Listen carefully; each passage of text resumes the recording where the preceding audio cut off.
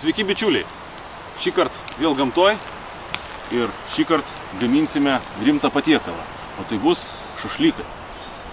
Ir parodysiu jums tokį vieną slaptą, bet tikrą šašlykų receptą. Taigi visų pirma, ko mums reikės? Mums reikės kiaulienos sprandinės, taip jau yra Lietuvoje, kad šašlykas iš tikrųjų darosi iš kiaulienos sprandinės, lietuviškas šašlykas. Svogūnų, druskos pipirų ir maišelio. Ir viskas, jokių actų, jokių majonezų, jokių visokių paprikų ar dar kažkokių prieskonių. Procesas toks, susipjaustom gabalais mėsą vidutinio dydžio, susipjaustom žiedeliais svogūną ir viską su prieskoniais maišome maiše.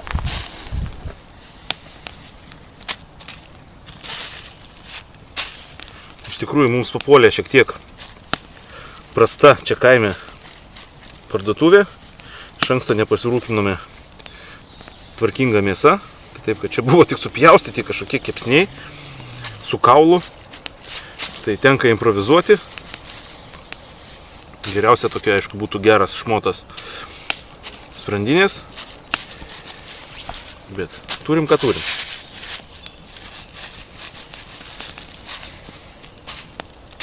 Taigi mėsą va susipjaustėm, susidėjome į maišelį.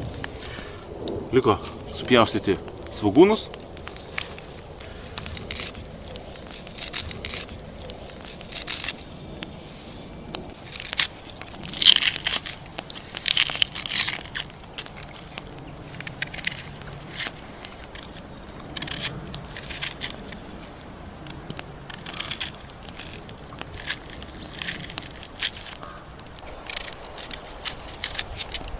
Jeigu ir biškį papuola lūkšto, tikrai ne bėda.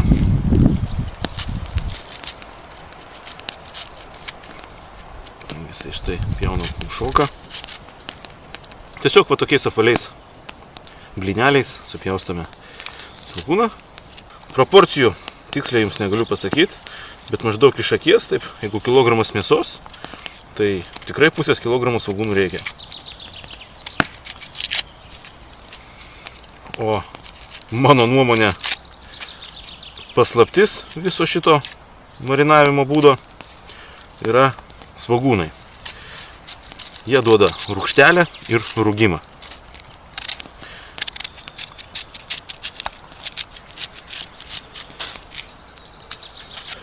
Taigi supjaustėme svogūnus,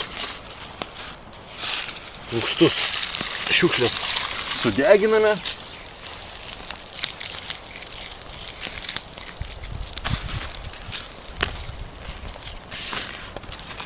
Dabar lieka tik tais prieskoniai. Taigi esu iš anksto namuose prisimalęs. Štai matote pipirų. Ne iš miltelių pipirų, kur būna iš karto, o tiesiog pipirų sugrūdęs. Ir tada visai kitas pipirų skonis.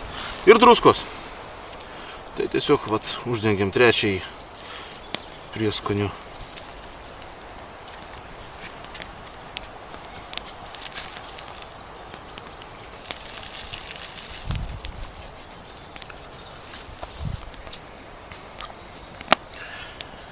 Taigi pipirai, negailim pipirų, druskos irgi šiek tiek. Ir dabar paskutinis dalykas, ką mums reikia padaryti, o tai tikrai 15 minučių.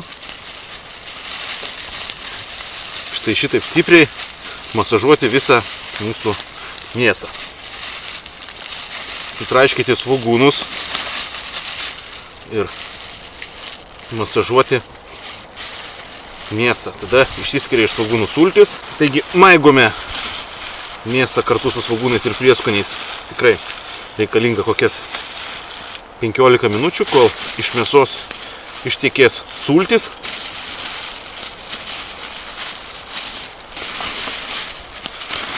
Taigi jeigu pavargote, nueikite į šalį, pailsėkite, nes kuo kokybiškiau išmaigysim mėsą, tuo mūsų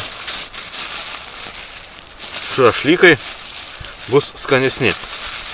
Žinoma, mes neturime laiko čia jų pamarinuoti per naktį, todėl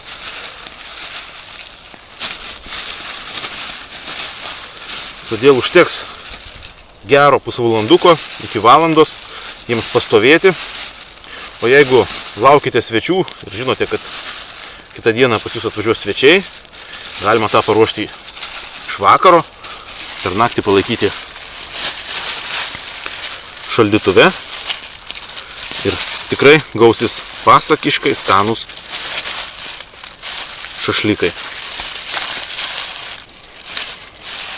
O tuo tarpu, kol aš maigau ir kol rūgs mūsų mėsa, operatorius Marius padės kamerą ir nueis padaryti iešmų.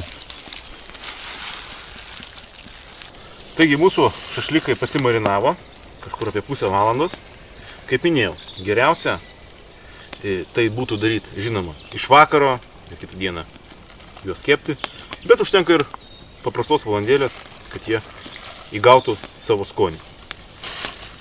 Dar vienas dalykas, ką turėčiau paminėti, kad svogūnų, kurie yra minkyti, jų jau naudoti valgymui kaip ir nereikėtų. Jie tiesiog atliko savo darbą, ištraukė sultis, paraugino mėsą ir jeigu mes norime skanių svogūnėlių prie šašlyko, tai turėtumėme atskirai pasipjaustyti svogūnėlį, pasimarinuoti tą svogūnėlį acte ir patiekti kaip garnyrą prie mėsos. Nu, bet mes esame miške ir mes neturime tokių galimybių, tai darome viską paprastai. Kaip liepiau Mariui, jisai padarė iešmus, pripjaustė lazdyno, nuskuto juos. Labai ačiū, Mariau. Taip pat pasidarėme šašlykinės rėmą, tai yra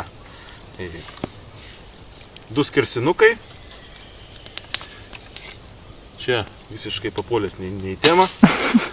Ir 4 kojelės, kurios yra perskeltos vienose galuose, o smailūs galai nusmailinti, kad įsmeigti žemę. Išsisklaidysiu laužą. Dar kai kurios malkos pakankamai nesudegusios, patrauksiu jas į šoną. Turbūt visi žinom, kad reikia kepti ant žarijų. Žinome, mes tikrai neturim laiko čia kepaliotis, lauk žarijų ir neturim anglių. Mums tiks. Apsitvarkiau laužą ir dabar sustatysiu savo šašlykinės rėmo konstrukciją.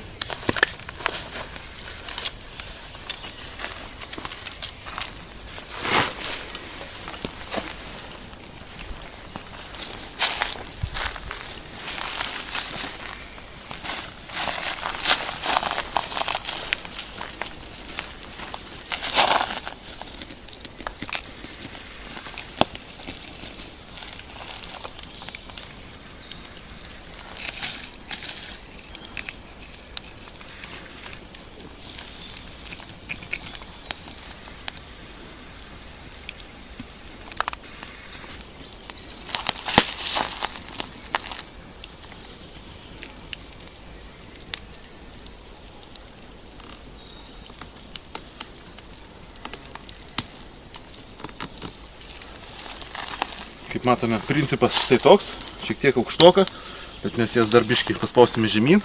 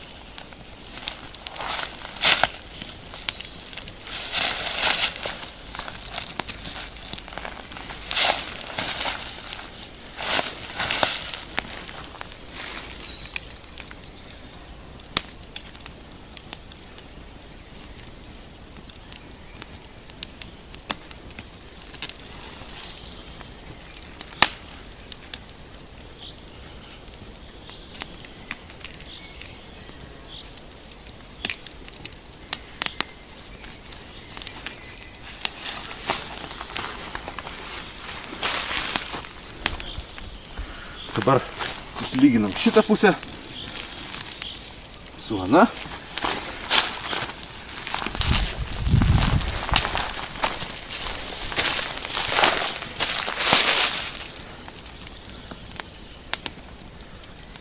Štai turime rėmą šašlikinį.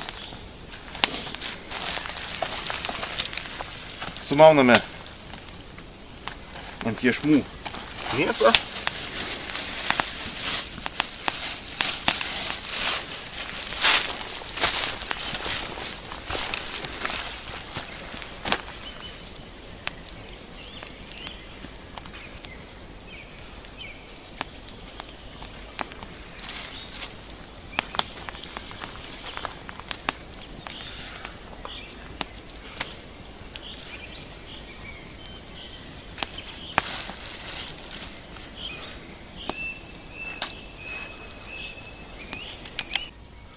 Taigi susimovėme šašlikus, štai gavosi 3 solidus geri iešmai.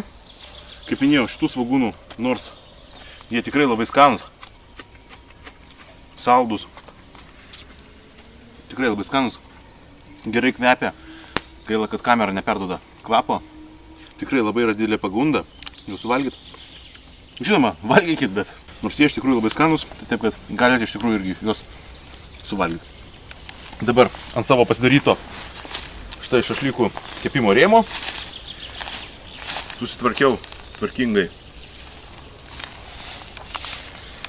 anglis, žarijas ir dabar išsidėstam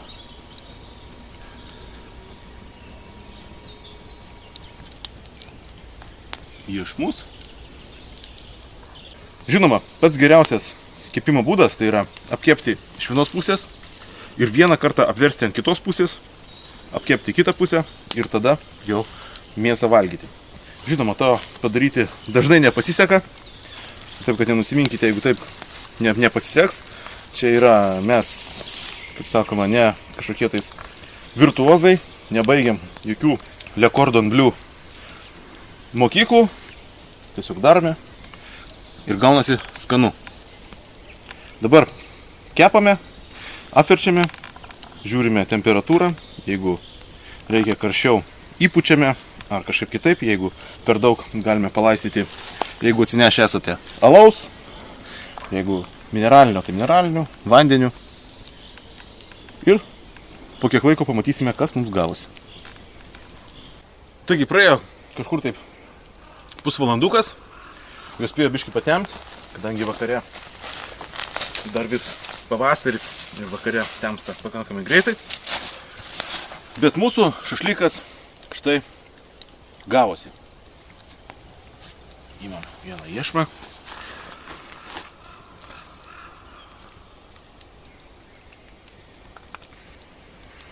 Parodyt. Dabar atsikasiu.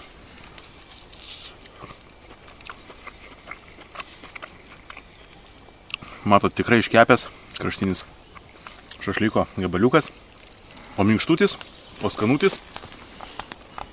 Tiesiog fantastika. Tikrai patariu pabandyti tokį receptą, kadangi tai yra tikrai geras receptas ir labai paprastas. Tai tiek, skanaus, iki kito karto.